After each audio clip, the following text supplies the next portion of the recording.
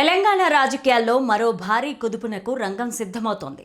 కొత్త రాజకీయ పార్టీ ఏర్పాటునకు ముహూర్తం ఖరారు చేసుకున్న కవిత తన పార్టీకి టీఆర్ఎస్ అనే ఎమోషనల్ సెంటిమెంట్ కలిపిన పేరును ఖరారు చేయబోతున్నట్లుగా ప్రచారం జరుగుతోంది. అదే గనక జరిగితే బీఆర్ఎస్ పార్టీకి పెను సమస్య కావచ్చు. ఈ వీడియోని చివరి వరకు చూడండి. ప్లీజ్ లైక్ చేయండి, షేర్ చేయండి, అలాగే బెల్ బటన్ నొక్కి సబ్స్క్రైబ్ చేసుకోవడం అస్సలు మర్చిపోకండి. ఇక హెడ్లైన్స్ చూద్దాం. టీఆర్ఎస్ ని బీఆర్ఎస్ గా మార్చడం కేసీఆర్ అతి పెద్ద రాజకీయ తప్పిదం. కవిత వ్యూహాత్మక అడుగు, బీఆర్ఎస్ ఎమోషనల్ డ్యామేజ్.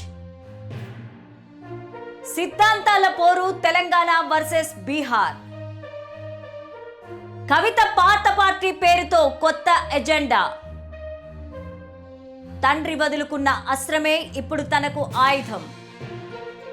లలిత క్లినిక్స్ ఇప్పుడు హైదరాబాద్ లో, హనుమకొండ జిల్లాలో లక్షలాది మంది ప్రాణాలు కాపాడిన డాక్టర్ రాజేశ్వర ప్రసాద్ ఇప్పుడు మన కోసం అల్కాపూర్ టౌన్షిప్ మణికొండలో. అపాయింట్మెంట్ కోసం ఈ కింది నెంబర్లకి కాల్ చేయండి. ఇక స్టోరీలోకి వెళ్తే తెలంగాణ రాజకీయాల్లో మరో భారీ కుదుపునకు రంగం సిద్ధమవుతోంది. కొత్త రాజకీయ పార్టీ ఏర్పాటునకు ముహూర్తం ఖరారు చేసుకున్న కవిత తన పార్టీకి టీఆర్ఎస్ అనే ఎమోషనల్ సెంటిమెంట్ కలిపిన పేరును ఖరారు చేయబోతున్నట్టుగా ప్రచారం జరుగుతోంది. ఒకవేళ అదే గనక జరిగితే బీఆర్ఎస్ పార్టీకి పెను సమస్య కావచ్చు. తెలంగాణ రాష్ట్ర సమితి టీఆర్ఎస్ని భారత రాష్ట్ర సమితి బీఆర్ఎస్గా మార్చడం అనేది కేసీఆర్ చేసిన అతిపెద్ద రాజకీయ తప్పిదమని ఇప్పుడు సొంత పార్టీ నేతలే బహిరంగంగా అంగీకరిస్తున్నారు. జాతీయ రాజకీయాల మోజులో తెలంగాణ అనే అస్తిత్వాన్ని వదులుకోవడం వల్ల ప్రజలతో ఉన్న పేగుబంధం తెగిపోతుందని క్షేత్రస్థాయిలో ఫీడ్బ్యాక్ చెప్తోంది. ఎన్నికల ఓటమి తర్వాత మళ్ళీ పాత పేరుకు మారడానికి కేటీఆర్ సహా ఇతర నేతలు భావించిన సాంకేతిక కారణాల వల్ల అది సాధ్యం కాదని కేసీఆర్ తేల్చేశారు. సరిగ్గా ఈ ఖాళీనే కవిత తన రాజకీయ ఎదుగుదలకు అనువుగా మలుచుకుంటున్నారు. ప్రస్తుతం ఎలక్షన్ కమిషన్ వద్ద టీఆర్ఎస్ పేరు ఫ్రీగా ఉందని, దానిని ఎవరైనా వాడుకోవచ్చని కవిత తాజాగా చేసిన వ్యాఖ్యలు బీఆర్ఎస్ నాయకత్వానికి పెద్ద షాక్.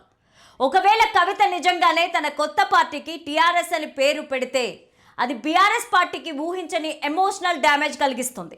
2 దశాబ్దాల పాటు తెలంగాణ వాదం వినిపించిన ఆ పేరు పట్ల క్యాడర్లో ఇప్పటికీ విపరీతమైన ఆదరణ ఉంది. ఇప్పుడు అదే పేరుతో కవిత ముందుకొస్తే బీఆర్ఎస్ వైపు ఉన్న అసంతృప్త నేతలు, పాత ఉద్యమకారులు ఆమె వైపు మొగ్గు చూపే అవకాశం పుష్కలంగా ఉంది. కవిత తన చిట్చాట్లో మరో కీలక విమర్శ చేశారు. తన పార్టీలో బీహార్ సిద్ధాంతకర్తలు ఉండరని, కేవలం ఆచార్య జయశంకర్ గారి తెలంగాణ సిద్ధాంతాలే ఉంటాయని క్లియర్ చేశారు.